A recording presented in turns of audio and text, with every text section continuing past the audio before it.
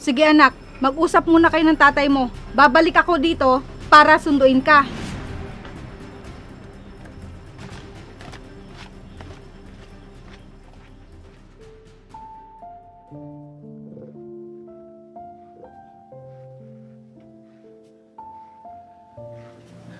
Anak, nakapag-desisyon ka na ba?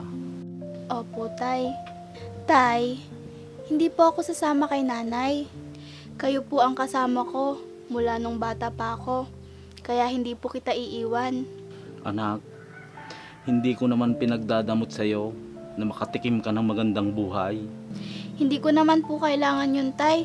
Makasama lang kayo. Sapat na po yun sa akin. Sanay na po ako sa buhay na mahirap. Mahal ko rin po si nanay, pero mas mahal ko po kayo.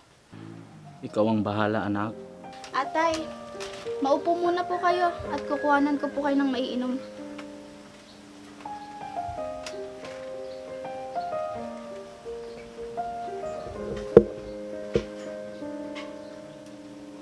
Hindi ko man maibigay ang lahat ng mga kailangan mo, anak.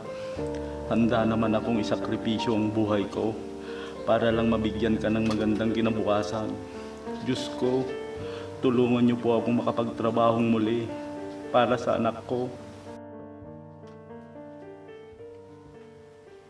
Tay, tubig niyo po. Salamat, anak. Nay? Tay, si nanay. Obits, ba't naparito ka? Naparito ako para sunduin na si Rysel. Tanungin mo muna ang anak natin kung kanino siya sasama. Anak, nakapagdesisyon ka na ba?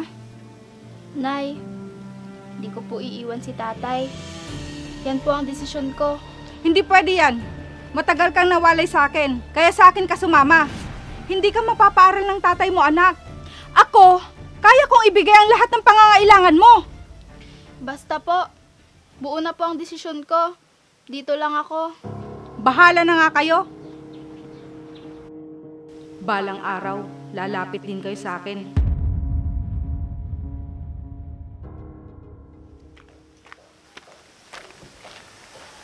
Ba't kayo malungkot si Rysel? Mapuntahan nga. Rysel, O Abi, ikaw pala. bakit ang lungkot mo? Kasi Abi, nakita ko na si nanay. Hindi ba? Bata ka pa nung iniwan ka niya? Oo. Ngayon, kinukuha niya na ako kay tatay. Hindi ko gustong sumama sa kanya. Ayaw mo bang makasama siya? Gusto ko sana. Kaso, nakita ko kung ano ang ugali niya nung nagtrabaho ako sa kanya. Pera lang ang mahalaga sa kanya, Abi. Hindi niya mahal si tatay dahil wala siyang pera. Kaya ayaw kong sumama sa kanya. Ang sama pala ng ugali ng nanay mo. Kaya nga hindi ko gustong tumira sa kanya. Pinagmalupitan niya pa ako nung nagtrabaho ako sa kanya. Paano na yan? Saan ka na maghanap ng trabaho? Bahala na, Abi. Rysel, anak, pumasok ka na, kakain na tayo. Sige Rysel, mauna na din ako. Sige.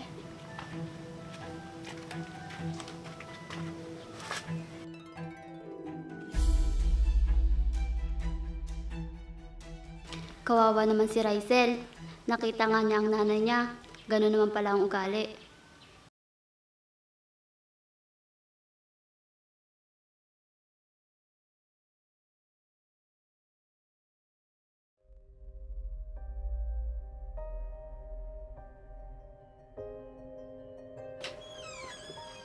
Rysel? Rysel, anak.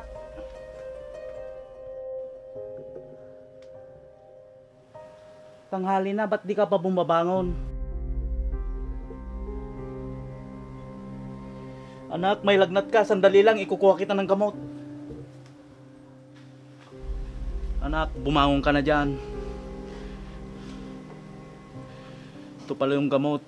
Uminom ka na para bumaba ang lagnat mo. Tay, ang sakit po ng ganto ko. Sige anak, tara, dadalhin kita sa ospital.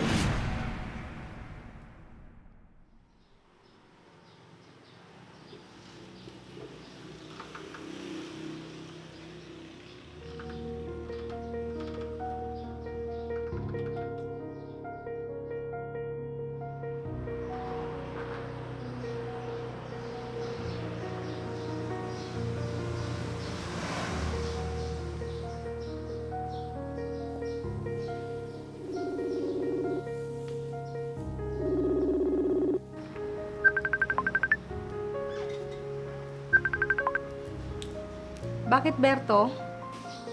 Mitch, dinala ko dito sa ospital si Rysel. Ha? Na paano siya? Mitch, may sakit si Rysel sa kidney. Kailangan maopera. Kailangan namin ng malaking pera para sa operasyon niya. Nakikiusap ako, Mitch. Tulungan mo ang anak natin. Pinapangako ko, sa oras na gumaling siya, ikaw nang bahala sa kanya. Ibig mo sabihin, sa akin na uuwi si Rysel. Oo, kung yun ang nararapat para sa kanya. Papaano kung ayaw pa rin niya? Ako na ang bahala doon. Sige, pupuntahan ko siya at ako na lahat ang mag-aasikaso sa kanya. Sige. Kung ito ang makakapagligtas sa buhay mo, anak, gagawin ko. Titisin kong hindi ka makasama. Gusto ko lang na mabuhay ka. Mahal na mahal kita, anak. Berto, nasaan siya? Nandun sa loob. Sige na, Mitch, puntahan mo na siya. Ikaw nang bahala sa kanya at aalis na ako. Oo, huwag kang mag-alala. Ako nang bahala sa anak ko.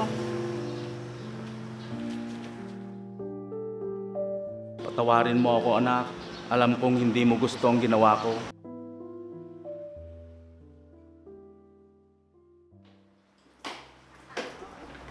Rysel, halika na. Umuwi na tayo. Naayos ko na lahat ng mga papel mo.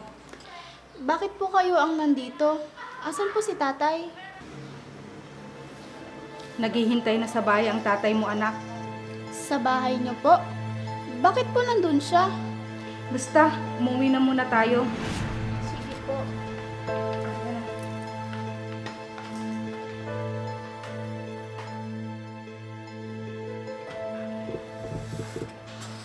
Tay? Tay? Ba't wala siya, Nay? Nasaan ba talaga si tatay? Anak, baka mapano ka pa. Hayaan mo muna ang tatay mo. Nagsinungaling ka sa akin, Nay. Oo, sige. Sasabihin ko na sa iyong totoo. Wala siya rito at pinaubaya ka na niya sa akin. Ano po? Bakit po?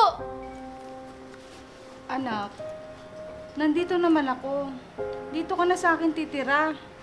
Hindi po. Ayoko. Kay tatay lang ako. Hindi ko kayang wala siya sa tabi ko. Hayaan mo naman ako mag-alaga sa iyo, anak. Hindi ka pa magaling. Bakit mo naman ako pinabayaan, Tay? May usapan tayo. Alam ko namang hindi ko kayang tumbasan ang pagmamahal ng tatay mo. Sana, bigyan mo naman ako ng pagkakataon na iparamdam sa iyo ang pagmamahal na binigay ng tatay mo. Hindi ka kagaya ng tatay ko na mabait at maalalahanin. Ang tatay ko, kahit wala kaming pera, hindi ako pinapabayaan. Hindi tulad mo. Pera lang ang mahalaga sa'yo. Kaya kahit kailanman, hindi mo matatapatan ang pagmamahal niya sa akin. Oo, mahalaga sa akin ang pera noon. Dahil sa kahirapan, iniwan ko ang tatay mo. Inaamin ko yon. Akala nyo, hindi ko pinagsisisihan ang lahat ng yon? Iniwan din ako ng asawa ko noon. Kung anong meron ako ngayon, dahil yun sa pagsisikap ko, matagal kitang hinanap. Kayo ng tatay mo. Pero bakit hindi niyo po kami binalikan agad, Nay? Nahihiya ako dahil alam kong hindi nyo na ako tatanggapin. Kaya minabuti kong mamuhay na lang mag-isa. Naiinggit ako sa mga kaibigan ko na may mga nanay. Gusto ko rin magkaroon ng isang nanay, pero wala ka. Anak, nandito na ako. Paano na si tatay? Gusto ko kayong makita magkasama. Sana, mabuo ulit tayo, Nay. Bilang isang pamilya. Para po sa akin, Nay. Nakikiusap po ako. Hindi ko alam sa tatay mo, anak. Mabait po si tatay, Nay. Sigurado ako, kapag pinaliwanag mo sa kanya lahat, papatawarin ka niya. Pipilitin ko, anak, para sa'yo.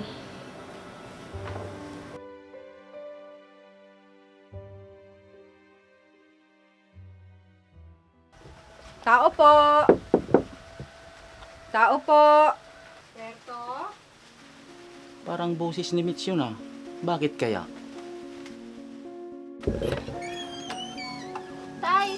O anak, mabuti na padalaw kayo. Magaling na bang sugat mo? Medyo po, tay. Nak, pasensya ka na ha. Tay, huwag ka na magpaliwanag. Ayos lang po yun, naiintindihan kita. Magandang pagpapalaki mo dito sa anak natin, Berto. Oo naman mates, mabait na bata yan. Siya nga pala, nagkausap na kami ng anak natin na dito muna siya. Magbibigay na lang ako ng pangbayad niya sa matrikula para sa pasukan makapag-enroll na siya.